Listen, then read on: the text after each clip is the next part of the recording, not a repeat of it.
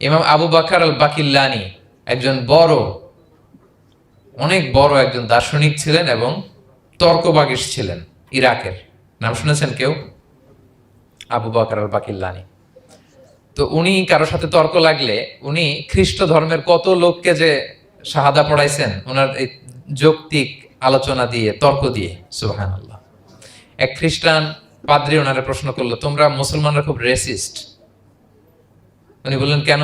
বলছে তোমরা খ্রিস্টান মেয়ে বিয়ে করতে পারো, ইহুদি মেয়ে বিয়ে করতে পারো, মুসলিম কিন্তু ইহুদি মেয়ে খ্রিস্টান মেয়ে শর্ত সাপেক্ষে, কিছু শর্ত আছে ওই আলোচনা যাচ্ছেন, শর্ত সাপেক্ষে বিয়ে করতে পারে আহলে কিতাব হলে।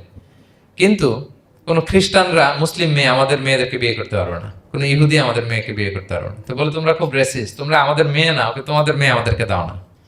তো তিনি বলেন তোমরা তো ইহুদি, তোমাদের নবী হচ্ছে মুসা আলাইসাল্লাম, ওনাকে তো আমরা মানি, ওনার কথা তো কোরআনে আছে, এজন্য তোমাদের মেয়েকে বিয়ে করতে পারি। আর খ্রিস্টানদের নবী হচ্ছে ঈসা আলাইসাল্লাম, ওনাকেও মানি, ওনার মায়ের নামে বিশাল সূরাই আছে, সূরা মারিয়াম, আর ওনার ব্যাপারে হাজার শত শত আয়াত, তো এই জন্য তোমার খ্রিস্টানদের মেয়ে বিয়ে করতে পারি। তোমরা তো আমাদের নবী মুহাম্মদ সাল্লাল্লাহু আলাইহি ওয়াসাল্লামকে মানো না।